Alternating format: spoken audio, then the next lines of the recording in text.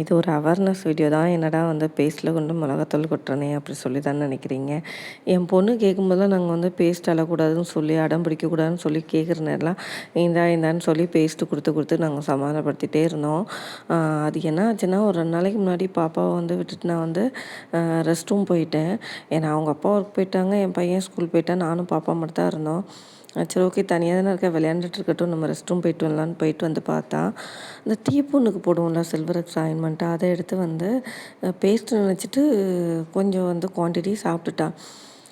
நானும் ஓகே அது ஒன்றும் செய்யாதுன்னு நினச்சி அப்படி சொல்லி இருந்துக்கிட்டு இருந்தேன். அப்புறம் ஹஸ்பண்டும் ஒர்க்லேருந்து வந்தாங்க. எங்கள் அக்காட்ட கால் பண்ணி கேட்டால் அது ஆசிட் இருக்கும் அதில், ஸோ உடனே ஹாஸ்பிட்டலுக்கு கூப்பிட்டு போயிரு அப்படின்ட்டா.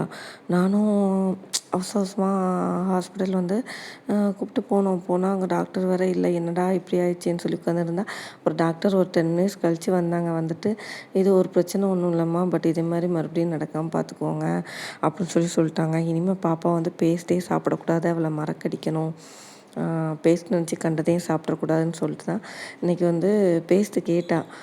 அந்த அன்றைக்கி பேஸ்ட்டில் கொஞ்சம் மிளகாத்தூள் வச்சு கொடுத்தேன். ஒரு 2-3 டைம் எடுத்து நக்குனதுக்கப்புறம் தான் அவளுக்கு வந்து அது பேஸ்ட்டில் வந்து காரம் இருக்குதுன்னு தெரிஞ்சு, பாவம் தண்ணி அது இதுன்னு சொல்லி குடிச்சிக்கிட்டே இருந்தா.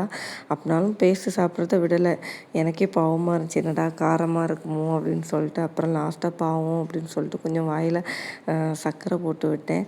அதுக்கப்புறம் தான் ஓரளவு கொஞ்சம் ஓகே. ஆனால் அது வர காரமாக இருக்குன்னு சொல்லிட்டு நாக்கை நீட்டிக்கிட்டே தான் இருந்தா.